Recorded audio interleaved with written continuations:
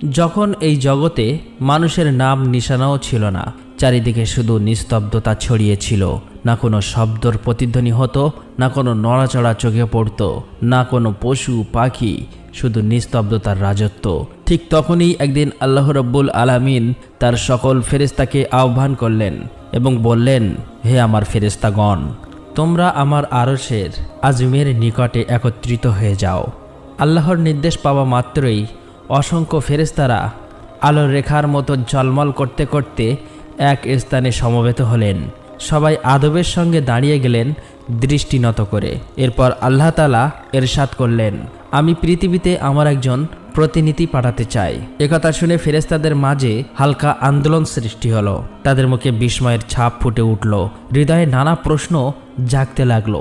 তারা অত্যন্ত আদবের সঙ্গে আরজ করলেন, হে আমাদের প্রতিপালক, আপনি কি এমন এক সৃষ্টিকে পৃথিবীতে পাঠাতে চান যে সেখানে ফিতনা ফাসাদ সৃষ্টি করবে, রক্তপাত ঘটাবে? অথচ আমরা তো সর্বক্ষণ আপনার তাসবিহ ও ইবাদতে মশগুল থাকি, তাহলে নতুন এই সৃষ্টির প্রয়োজন কি? ফেরেশতাদের বিস্ময় ভরা কথা শুনে আল্লাহ রাব্বুল আলামিন বললেন, হে ফেরেশতাগণ, আমি যা জানি তা তোমরা জানো না।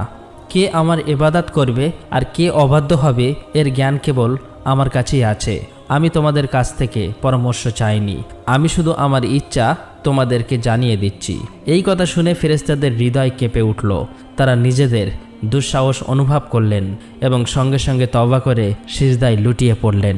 সবাই ক্ষমা প্রার্থনা করলেন আর আল্লাহ তাদের তওবা কবুল করে নিলেন। এরপর আল্লাহ তাআলা তার 4 জন মহান ফেরেশতা হযরত জিবরাইল আলাইহিসসালাম, হযরত মিকাইল আলাইহিসসালাম, হযরত ইসরাফিল আলাইহিসসালাম ও হযরত আজরাইল আলাইহিসসালামকে ডেকে পাঠালেন। 4 ফেরেশতা আদবের সঙ্গে উপস্থিত হলেন।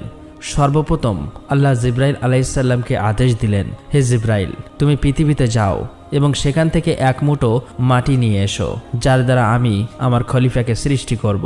জিবরাইল আলাইহিসসালাম পৃথিবীতে অবতরণ করলেন।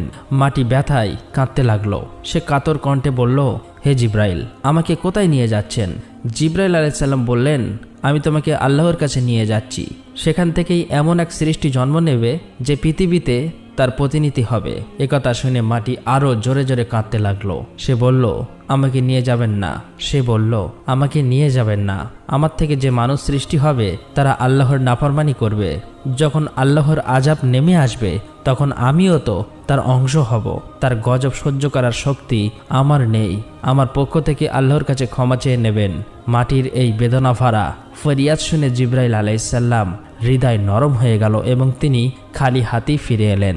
আল্লাহর সামনে গিয়ে তিনি সব কথা বর্ণনা